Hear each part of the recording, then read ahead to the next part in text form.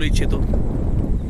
तुम्हाला इथे येऊन कसं वाटतंय? खूप छान निसर्ग, डॅमचं वातावरण आणि झाडी, डोंगर आणि एक माणूस एन्जॉय करतो या क्षेत्रात आला. तुम्ही आमच्या प्रेक्षकांना काही अनुमोदत इच्छिता का?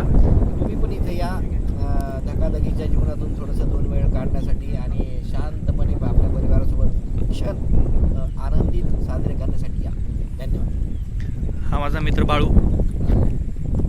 याच्या आपण प्रतिक्रिया जाणून घेऊया. तुम्हाला इथून कसं वाटतंय?